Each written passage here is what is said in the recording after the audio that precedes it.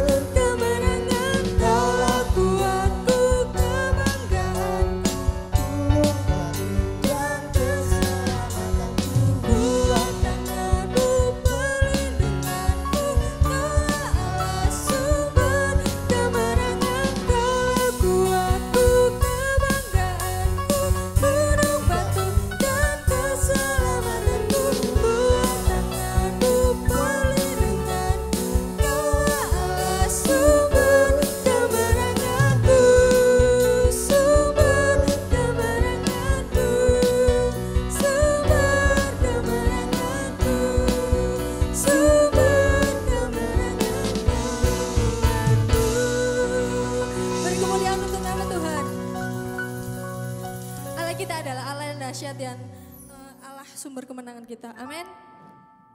Tiba saatnya kita akan mendengarkan firman Tuhan. Pujian ini mengatakan kasih Tuhan tidak pernah jauh dalam kehidupan kita. Dalam keadaan senang, dalam keadaan sedih, Tuhan selalu ada bersama dengan kita. Kita naikkan pujian.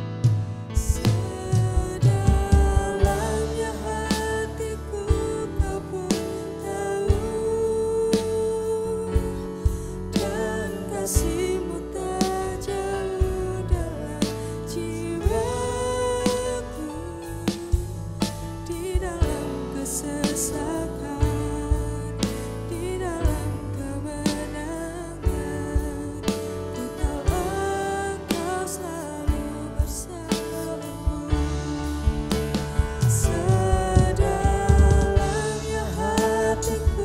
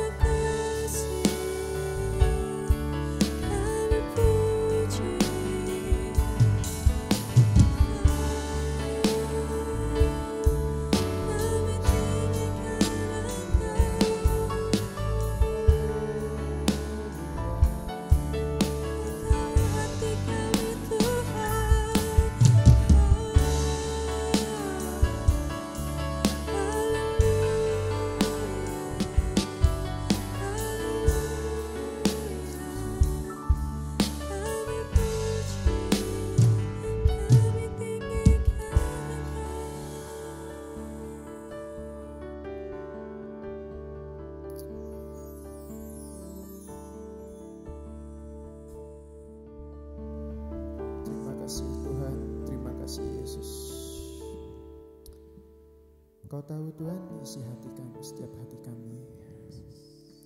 Kau tahu juga setiap pergumulan kami Tuhan. Bagi kami Kaulah sumber jawaban dari hidup kami Tuhan.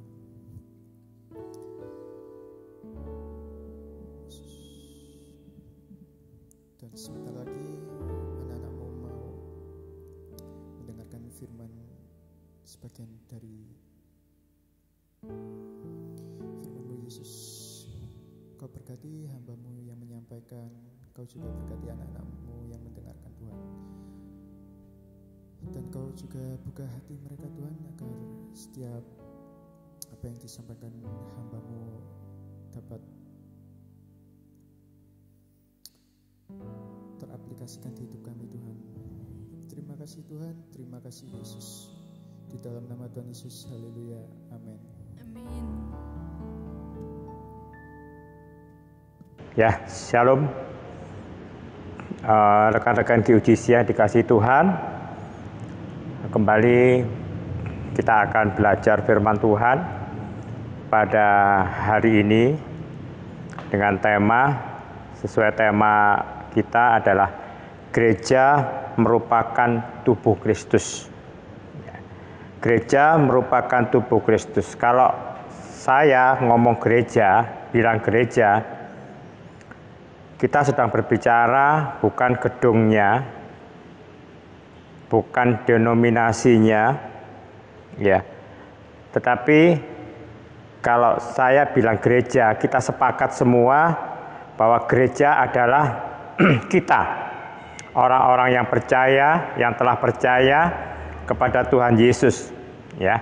Kalau di ibadah raya beberapa kali disebutkan bahwa gereja itu adalah orang yang dipanggil dari gelap menuju terangnya yang ajaib.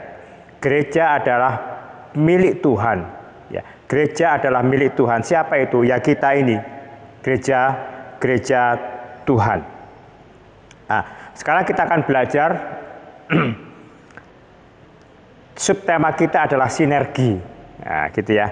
Sinergi itu bisa diartikan penggabungan, penyatuan, ya. Sinergi ini penggabungan atau penyatuan. Kita akan melihat dulu bahwa tubuh kita ini terdiri dari banyak anggota. Ya, tubuh kita ini terdiri dari banyak, ada yang tangan, ada kaki, ada mulut, ya, ada hidung, ada telinga, ada mata. Tapi dikatakan firman Tuhan satu tubuh, ya, satu tubuh. Kita akan baca di dalam 1 Korintus 12 ayat 12, ya. 1 Korintus 12. Kita akan baca ayat yang ke-12. 1 Korintus 12 ayat 12. Demikian firman Tuhan. Karena sama seperti tubuh itu satu dan anggota-anggotanya banyak, dan segala anggota itu sekalipun banyak merupakan satu tubuh, demikian pula Kristus. Jadi disebutkan di sini di ayat ini bahwa banyak anggota tetapi satu tubuh. Banyak anggota ini, ya, banyak anggota ini harus sinergi, nggak bisa berjalan sendiri-sendiri. Ya, kaki diajak pergi, tangan nggak mau, telinga nggak mau, mata nggak mau, tetapi semua banyak anggota ini adalah disinergikan, ya, disatukan, jadi menjadi satu kesatuan yang luar biasa. Contohnya, kita akan ambil contoh. Satu saat saya punya karung, ya, berat karung itu 100 kg, berat, ya. Kalau saya angkat sendiri pasti nggak kuat. Nah, karung ini akan saya pindahkan dari pastori ini ke atas mobil, ya, ke atas mobil. Saya nggak bisa karena saya nggak mampu mengangkat itu. Saya panggil 3 orang, ya. Si A saya panggil, saya bilang, siap, datang si A. Si A ini kemampuan angkat barangnya ini 20 kilo, karena badannya gemuk, dia bisa angkat 20 kilo. Saya katakan, ini ada barang, ada karung 100 kg. Bisa kamu angkat? Wah, nggak kuat aku, Om. Ya. Saya panggil yang B, datang sini. Siap. Datang B. Dia bisa angkat 15. Karena badannya agak kecil, tetapi kuat, 15 kilo dia angkat. Kamu bisa angkat ini? Nggak bisa, Om. Saya mampu, saya 15. Yang C, kita panggil yang C. Ya. Yang C, saya bilang, C, datang. Ya. Dia datang. Dia kecil, kurus. Katakan, kamu bisa angkat ini? Waduh, Om, badan saya kecil. Ya. Cuma 5 kilo bisa saya angkat. Ya. Terus saya bilang, sekarang karung ini kamu pindah ke mobil. Ya. Kamu angkat, kamu letakkan di atas mobil sebab ini saya mau bawa. Ya. A, B, C itu pikir-pikir. Tadi 20, 15, dan 5. Ya.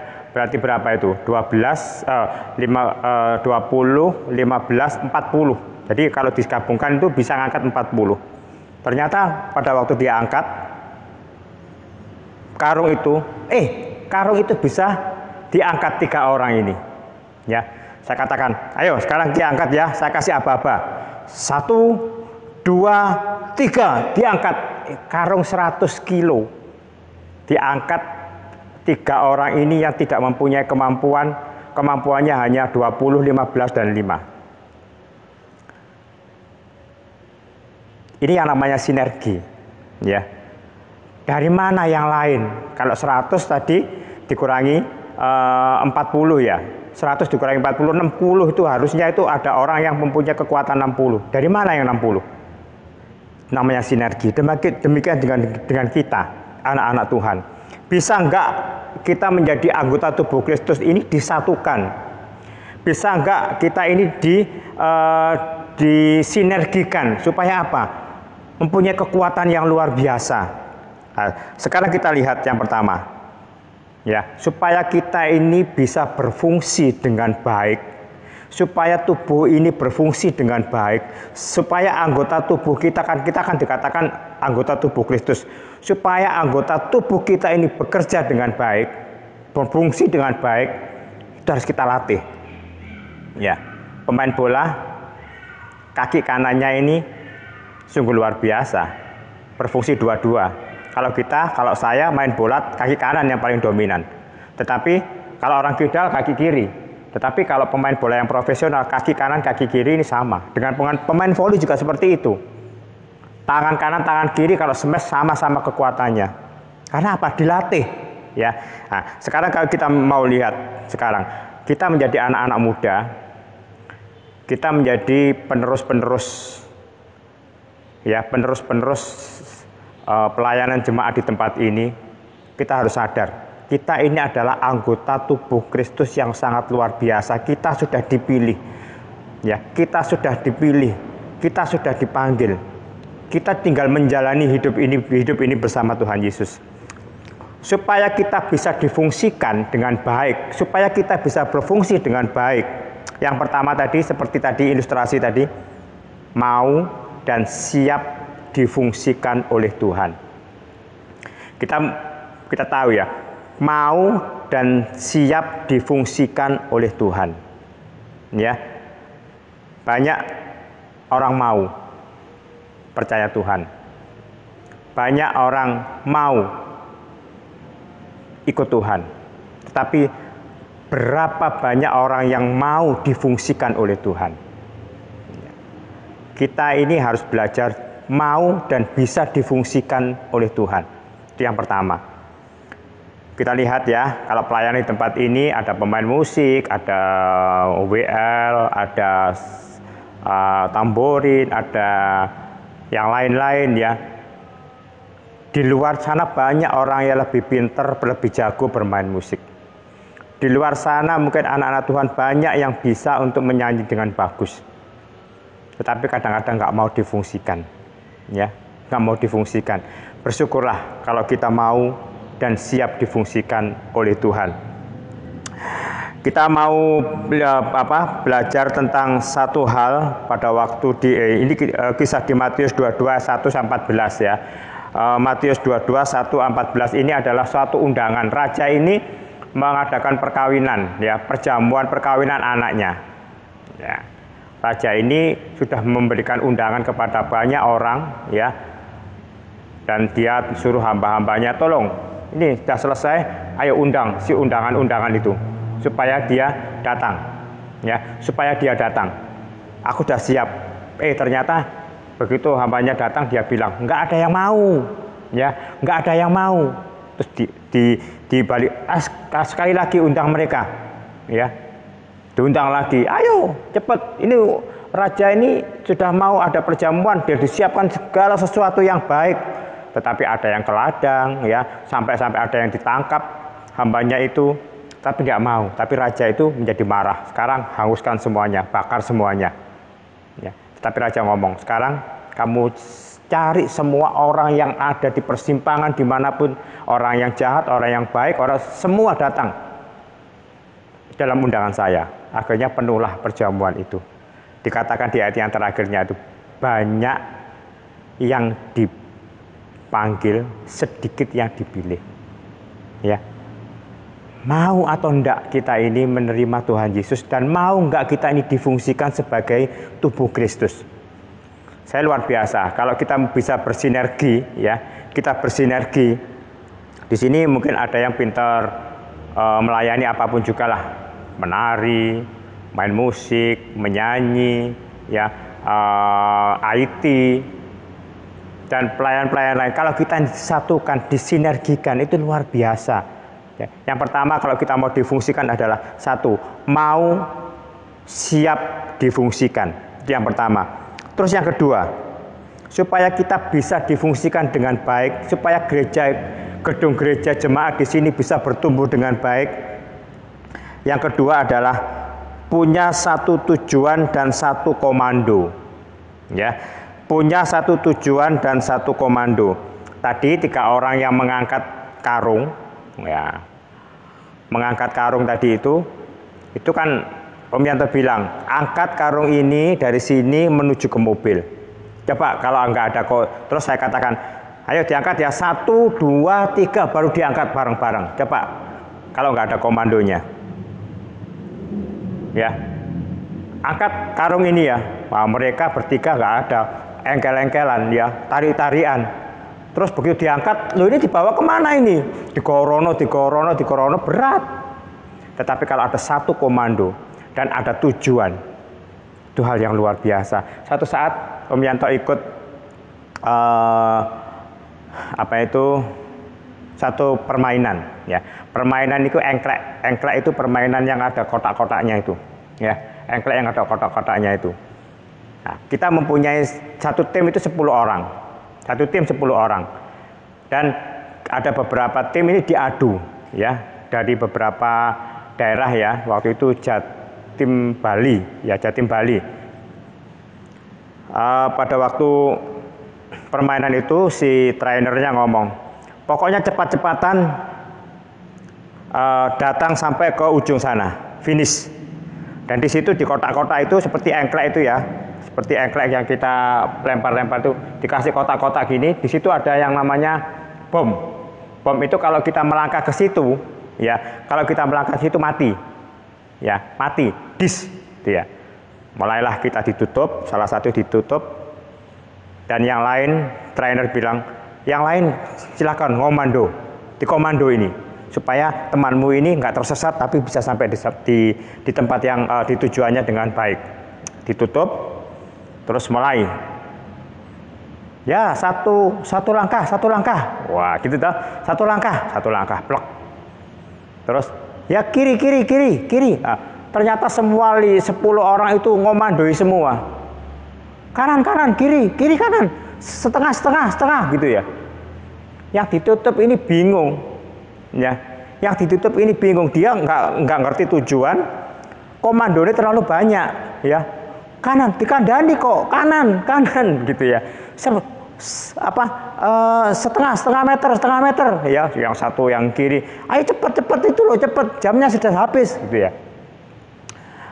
Dan teman saya ini nggak sampai di tujuan ya.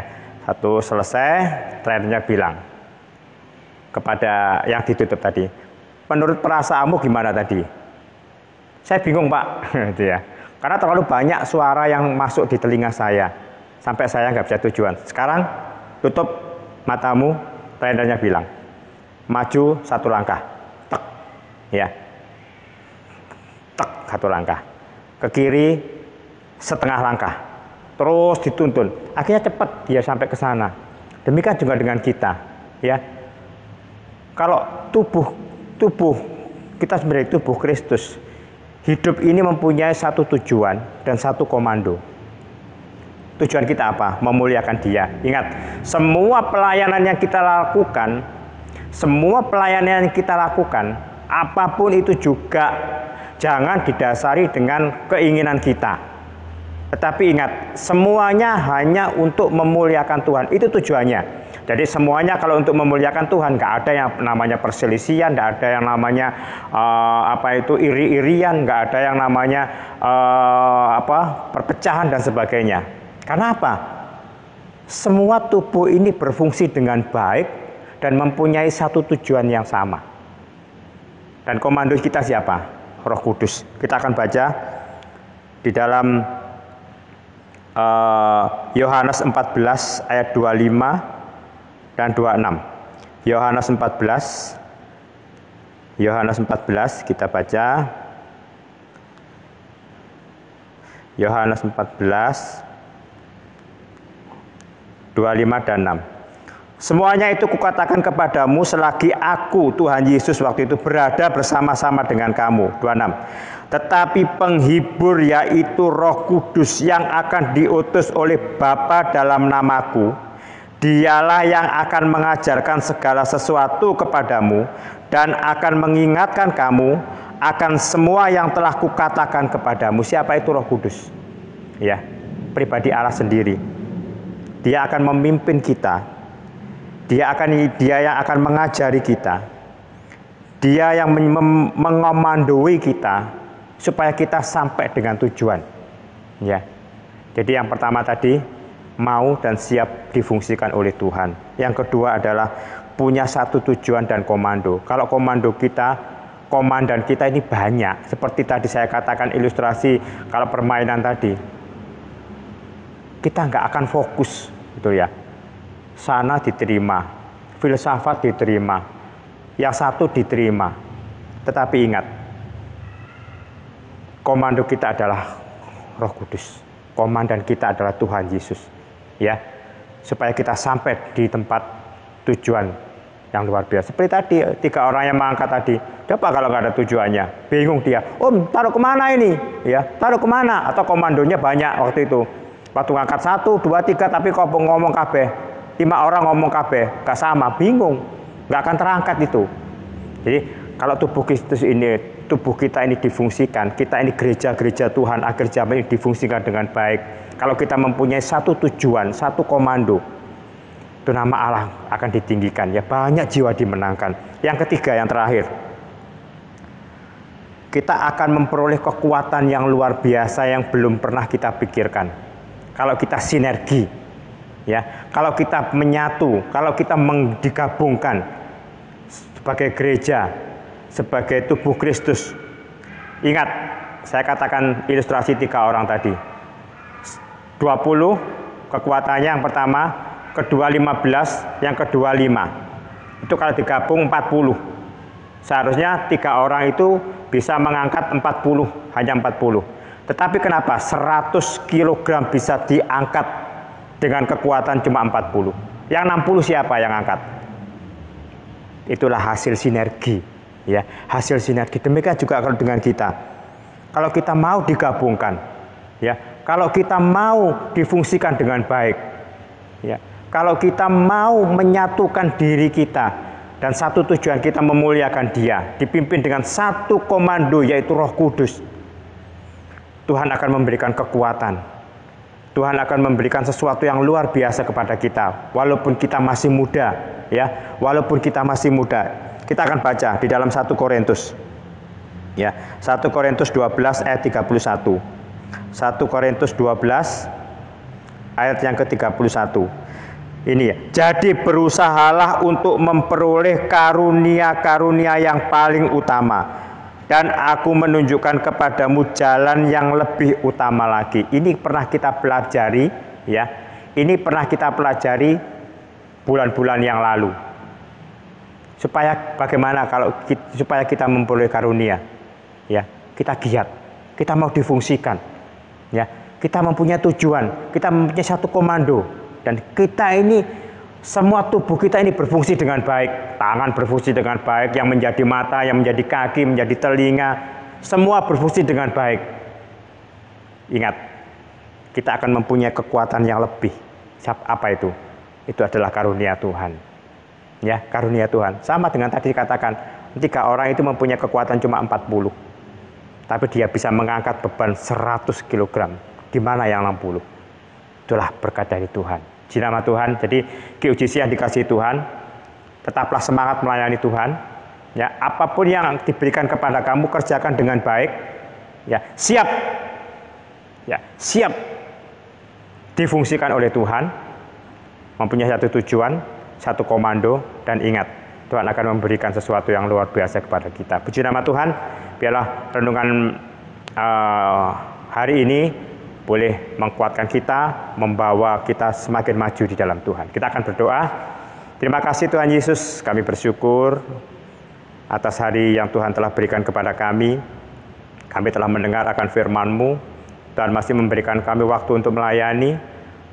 Tuhan memberikan waktu kami untuk mendengar firman-Mu, dan pada hari ini kami mendengar kami merupakan gereja, kami merupakan tubuh Kristus. Biarlah Tuhan, setiap anak-anak Tuhan, setiap orang yang percaya ini boleh berfungsi dengan baik, siap menerima Engkau sebagai Allah dan Juru Selamat, dan siap untuk difungsikan.